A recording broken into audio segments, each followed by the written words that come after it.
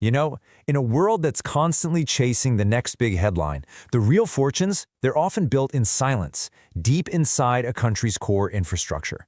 Today, we're going to deconstruct one of those exact silent compounders, a company called Concord Control Systems. With a company like Concord, the gap between what the market thinks it sees and what's actually going on under the hood, it's just massive. This is the investor's blind spot, and it's exactly where the real story is. On one side, you have the market's perception. They look at Concord and see a simple, tender-driven railway component supplier. Kind of boring, right? But the underlying reality is so much more powerful. This is not a parts business. It's an electrical and electronics platform that is literally getting hardwired into the nation's infrastructure. And understanding that one little shift in perspective, well, that changes the entire game. So, how does this machine actually work? How does a simple government contract get converted into what is essentially a long-term franchise? All right, let's pop the hood and deconstruct this business model piece by piece. See, Concord's revenue isn't just about one-off sales. It's a system, and it has 3 layers. It all starts with their core products, the mandatory stuff, like emergency lights and control panels. That gets their foot in the door. Then comes Layer 2, integration. This is where they get into more complex subsystems, like entire coach electrification systems. And then, here's the magic, the 3rd layer, lifecycle services. This is where the recurring revenue kicks in from spares, retrofits, and upgrades. It's a stream of cash that just keeps feeding back into the system. And here's exactly how that system plays out over time. It starts small. Step 1, they win a tender for just a single product line. But then, Step 2 happens. That product becomes the standard component across thousands of railway coaches. Suddenly, Concord isn't just a supplier, they are the supplier. From there, the business shifts to Step 3, dominating the aftermarket with all those recurring spares. And finally, with all that trust they've built, they move to Step 4 and expand by cross-selling more complex systems. You see that? A small win quietly morphs into this incredibly powerful franchise. Okay, but talk is cheap. Anyone can spin a good story. So let's look at the financial engine. And I don't want you to just see these as data points. I want you to see them as proof that the system we just deconstructed is firing on all cylinders. First, take a look at this. An 84.8% compound annual growth rate in profit over the last 5 years.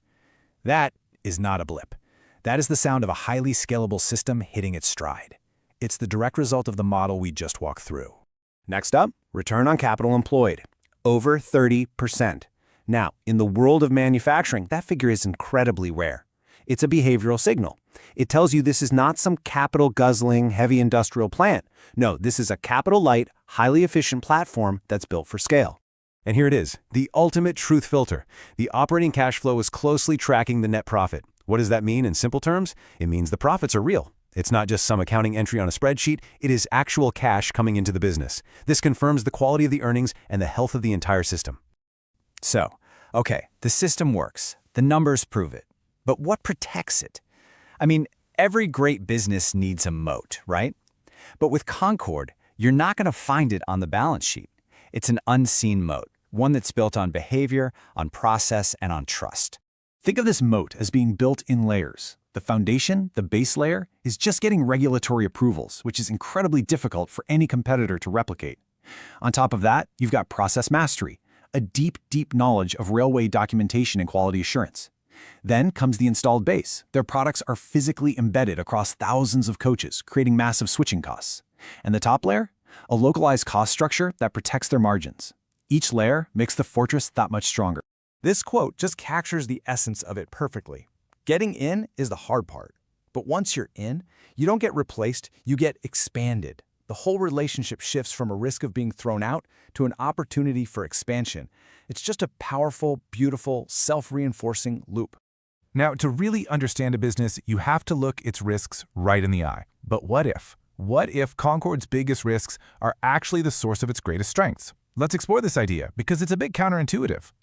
So, let's just reframe our thinking for a second. Instead of seeing these risks as weaknesses, what if we ask, are these challenges the very fire where the company's moat is being forged? Take a look. You see tender dependency as a risk. Well, that forces them into deep fleet integration. You see order cyclicality. That forces them to create that recurring lifecycle business with spares. You see strict compliance. Well, that forces them to achieve a level of regulatory mastery that competitors just can't match. You see? Every single risk, once they overcome it, becomes another layer in their moat.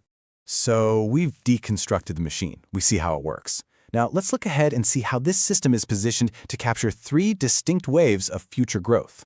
The first wave is happening right now, the massive modernization of Indian railways, with all the electrification and safety upgrades. The next wave is metro and urban transit systems, which demand higher spec, higher margin equipment. And the future wave? That's exporting this entire platform to other developing nations.